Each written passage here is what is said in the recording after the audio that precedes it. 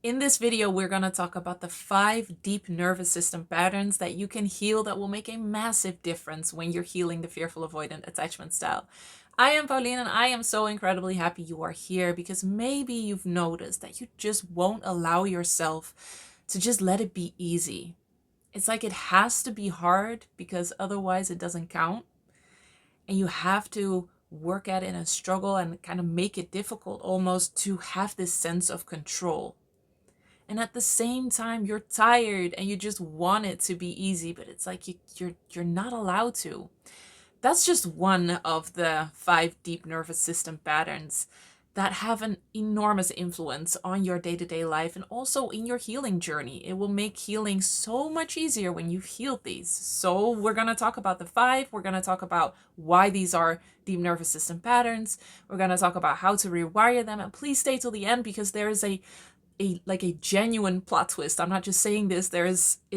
To really understand this, it's important to understand why these are deep nervous system patterns, and I will tell you after explaining the 5. So the first is I have to punish myself.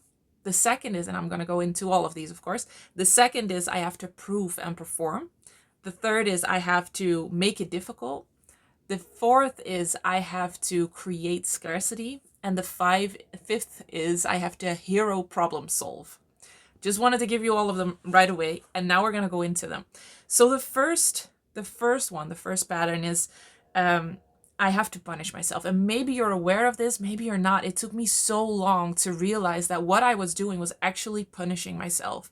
It just felt like I had to be strict with myself or had to kind of like push myself. And it always felt like I wasn't doing enough. But when I now look back on it, I was punishing myself, and maybe you are too. So let's heal that. Because punishment, when you've been brought up with it, it can feel like accountability. Guilt, feeling guilty can feel like you're taking accountability. And that creates the driver for you wanting to punish yourself. If you would take healthy responsibility, healthy accountability, like a secure attached person would, you would say, I'll handle this. Whenever something comes up, whenever something seems to go wrong, whenever something is going wrong, you'll just say, I'll handle this. Things go wrong, I'll handle this. But what you do when you have a tendency to punish yourself, when you have this deep nervous system pattern, is that you have to feel bad. And you think I am bad for not already having handled it. So the punishment kind of is because you feel like this shouldn't have occurred at all. And that just shows that you were brought up in a way where you felt like you had to see everything coming and prevent it from happening, which is not realistic. It's not realistic. It's not human to be able to do that. So you're trying to be superhuman, and you don't have to. You don't have to be superhuman to be safe. So you punish yourself for not already seeing it coming, having prevented it, having already handled it, and you feel like you shouldn't be in this situation, whatever that situation is. But also the punishment, there's so many reasons, but the punishment can also be because when you punish yourself before you can get punished by somebody else, you have the control. It's like you brace. And whenever I tapped on this, and whenever I really think about that, I see this image of a dog who has been abused, and when it even just feels like it has done something wrong, even if it doesn't know what, it will like cower and find a table to go under and have his tail between his legs. And that's almost what it felt like when I was tapping on it. Like I have to brace, and I will just start punishing myself so that I won't get punished by somebody else. And of course, when you were younger, this probably has been a parent or a caregiver. But when you're an adult, that old fear projects on an authority that is bigger than you now, because your parent is in a way equal to you. You're both adults.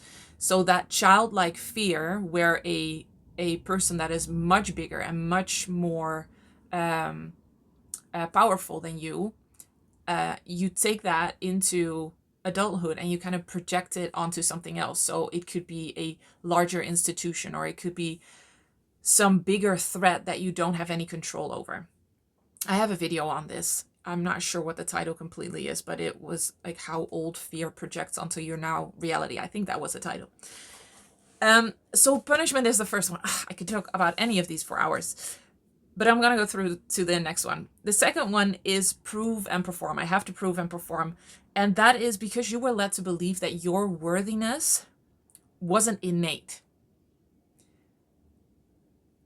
That your worthiness wasn't just because you existed. It's something that you had to prove and perform to show that you were worthy. And your parent tried to parent you, your fearful avoidant parent tried to parent you, and make you a responsible person, a good person, probably try to prepare you for this world, maybe with, or probably with good intentions. But they did that by making you feel bad, and by having you take responsibility, and by having to prove that you were not just worthy of love and attention, but also of safety. And this is such a key difference with the other attachment styles, that the fearful avoidant has this pattern that you have to prove and perform in order to be worthy of safety. And that is just so sad, because you are worthy of safety. Of course you are. There's nothing you should have to do, prove, perform, work for in order to feel safe and to be safe. So healing that will make a massive difference in your life and in how you feel. The third one is, I have to make it difficult. Whatever it is, it has to be difficult. And this can also pertain to your healing journey. The healing journey has to be difficult. Because otherwise it doesn't count, or because otherwise like too easy is not okay. I don't know if you recognize this, but my dad used to literally say, if it's too easy, it can't be true. Or if it's too easy, it's not worth anything. So just having those literal beliefs obviously will make you adopt this belief that it has to be difficult. But it also goes a little bit deeper than that. That your body probably equates effort with control. So when you make things difficult, you can control how many good things come in. And you make sure that it's not too much. I think I can explain this best by making money. So when you have the belief that you have to make it difficult, you won't allow yourself to see any possibility of making money in a genuinely easy way, not in a sleazy, tricky way, but you won't see possibilities to kind of make it lighter for you, or even enjoy it really, and let it flow easier. Because you think you have to make it difficult. And one of the reasons you might do that is because you don't believe that you are worthy of ease. You don't believe you are worthy of having an abundance of anything, of money, of love, of good feelings. And so effort and making things difficult becomes a way to control how much of the good thing comes in. That equates to how worthy you feel you are. Because if there's more coming in than you believe you're worthy of, you start to punish yourself because you think you will be punished because you're not worthy. You could, if you want to, go back to your childhood and think, just imagine you receiving an abundance of beautiful things, whatever it is. Could be toys, could be love, could be whatever. And feel how that feels. Does that feel easy, joyful, no strings attached, no threat, no stress around that? Or is that like, is this allowed? Like, is something gonna go wrong? Is somebody gonna get really mad because I'm getting more than I'm supposed to? Is somebody gonna get really critical or judgmental? Try to take me down a notch, make sure that I'm not spoiled. So having to make it difficult, or making it difficult, is a way to control how much of the good thing is coming in. And healing this will allow you to let things in with so much more ease, because you are worthy. You've always been worthy of all the beautiful things and all the good things. But also, physical effort, when you're working hard to create something, to obtain something, you feel tension in your muscles, you feel your heartbeat, you feel yourself focus, even when it's not like physical labor, but you're thinking hard or doing labor by thinking. You're doing something to prevent danger. Those physical sensations of tension in your muscles and your heartbeat are telling your system, telling your body you're doing something to prevent danger. If you would be completely still and just receive and just let that be easy, you wouldn't have that feedback. And that can be very jarring for a nervous system that is used to the fearful avoidant attachment style. Also, struggle was probably paired with love and approval and survival when you were younger. So when you struggled, when you worked hard, that's when you got the love, that's when you got the approval. And so difficult kind of equals connection and safety. I made a video on this too. The struggling but strong sweet spot. I think I made multiple on this on struggling. But it makes sense, right? When difficulty or struggling equates or equals connection and safety, you are going to make it difficult. You're not going to allow yourself to let it be easy, because that would mean there's no connection and safety. And also, ease will feel new, and new always feels dangerous to a fear system that is on and is scanning for danger. So it makes sense. It makes sense. We're only at the third one. We need to. I feel like I'm almost skipping over these too fast. There's so much more to them, but I could make a video on every single one of these if you want to. If you want to, let me know in the comments. The fourth one is I have to create scarcity.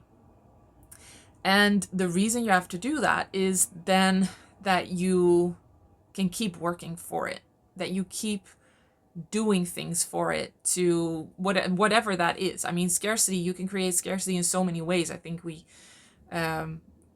when we hear the word scarcity, we might think about like money or food. I think those are the main associations, but it could also be love.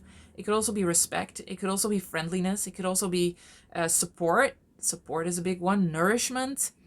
If I look back on my healing journey, I can see that I created scarcity in every single area. I would not allow my body to be nourished. I did not allow support to be there. I did not allow money in. I did not allow my body to feel strong and energized. So there was scarcity in everything, in love and support and nourishment, in energy, and it was a way to control, but it was also that I thought I was only worthy of scarcity, and that comes from experiencing when you were younger that struggle is good, but also don't take up too much. Like, don't take up too much space. Don't ask for too much. Don't have too many needs. If you have had the experience of walking on eggshells, it makes so much sense that you have a tendency to create scarcity. You might not link the two. It might not be a logical link for you, but walking on eggshells when you were younger definitely makes you be smaller and therefore create scarcity and operate from a field of scarcity. And also, when you live in scarcity, you're suffering. I mean, that's just, you might not even be very aware of it. I don't think I was very aware of it, but you are suffering in a way because you won't let yourself be just fully supported and fully safe and fully loved, which you are so worthy of. But that feels like control, because when I'm suffering, they can't be mad. that's the association you probably have with suffering, and therefore with scarcity. If I'm in scarcity, I'm suffering, they can't be mad. And so it becomes a control mechanism. Okay, the fifth one is I have to hero solve. And I'm going to make a whole video on the hero solve because that's a whole concept. But what it means is that you feel like you have to solve problems before you can be safe. So there's something that needs to be fixed probably right now in your life. It could be healing the fearful avoidant attachment style. It could be something else too. It could be an external factor that needs to change in order for you to be safe. And then you work on that problem and you keep working on it and try to analyze it and fix it and find a solution. And maybe you've already noticed that you fixed a problem and there was this sense of relief, and then before you knew it, there was a new problem. I definitely had this in a crash state of the fearful avoidant attachment style when I was also struggling with relationship OCD. I would like fix one problem in my relationship, thinking that we weren't compatible humor-wise, and then we would laugh about something. I was like, oh, we are compatible humor-wise. That's fixed. Oh, that feels so good. And about 30 minutes later was like, but what if we're only friends? What if we're not supposed to be like romantic partners, but just friends because we're compatible, but am I attracted enough? So there was just a new problem that I had to solve before I could get there. And what that does is just creates this perpetual cycle of problems. There's always a next problem that needs to be solved. If this is a pattern that is active. And also the dopamine from solving a problem can become addictive. So it's also very much a physical thing.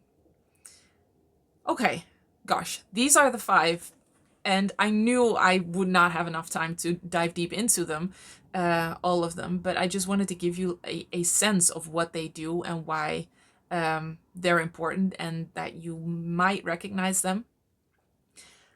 But why are these deep nervous system patterns? This is kind of like the plot twist, because it's not that your nervous system does these things, but why they're deep nervous system patterns is because these 5 patterns were designed to keep your nervous system hypervigilant, in a hypervigilant state, in fight or flight.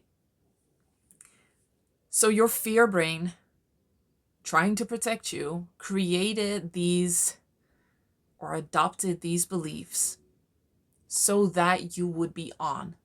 You would pay attention. You would see everything coming. You would work. You would have control. You would work for it. You would have control over what is happening and what is not happening. You may have seen the patterns throughout these 5 patterns. But yeah, these are designed to keep your nervous system in a state of hypervigilance. So that's why they are 5 deep nervous system patterns. Now the next question is, how do you rewire them? Because rewiring them will allow you to make the healing journey easier. It will allow you to let more good things in. It will allow you to feel safe. So many good things that you are already worthy of and you have always been worthy of. So it's time to actually let those in and feel those. So how you rewire these, all of these are associations, right? With good things and with bad things. So safety is a positive thing, right? Feeling safe should be or would be a positive thing. But when you have negative associations around feeling safe won't feel good. When you have negative associations around connection, when you were younger, when there was a moment of connection, your parent lashed out, they became critical or judgmental, you will have negative associations around a positive thing. And when you have positive associations around negative things, that makes you hold on to them. So if struggling, it doesn't feel good, but there's the positive association of connection and safety and love when you struggle, because then you would, when you were younger, get approval and love from your parent. That's a positive association around that. It's not just you're doing all of these things to be safe. And if you just work on safety, you're not working on those associations. And those associations may still exist, and it becomes really hard to feel safe and to get to a secure place. So what you want to do to rewire these is to release and rewire the associations that you have with the positive things, safety, love, support, and the negative things, so that they don't feel good anymore. And I, as you may know, am very partial to the emotional freedom technique. And that's not without reason. It's not just a random pick, like, oh, this is a tool that seems to work, let's do that. It's so incredibly well fitted to the fearful avoidant attachment style. I will make a whole video on that too. And it is very versatile. So also in healing these associations, EFT is like the strongest modality that I know, the strongest tool that I know that can rewire and release these associations. I want to say quite easily. I can't guarantee that, obviously, but I've seen again and again that it could be easy. So EFT is just an amazing tool. And I was thinking before I made this video that I wanted to create something for you, a very super affordable and super valuable live workshop, because I just want to get to work with you and do this and rewire this and heal this. As you know, I love making these videos. I do that with so much love in my heart, and still there's not enough time to do all of this. I mean, this video is already 22 minutes long. And so I thought, what if we would do a deep dive training workshop where we actually rewire one of these patterns in that workshop, and we do it together. And when you run up against anything, you can ask me questions in the workshop. But even if you can't join it live, it'll be so incredibly valuable to just go through that whole process and not be bound to 20-25 minutes, but we will have much more time. So by the time this video is up, you will be able to find a link in the description to sign up for this workshop. And I am afraid we're probably gonna have to cap it, because I don't see how I could how I could really serve more than 20 or 30 people. So I'm gonna think about that, how I could possibly do that if you really want it, but it could be that we have to cap it for now. So find that link in the description below.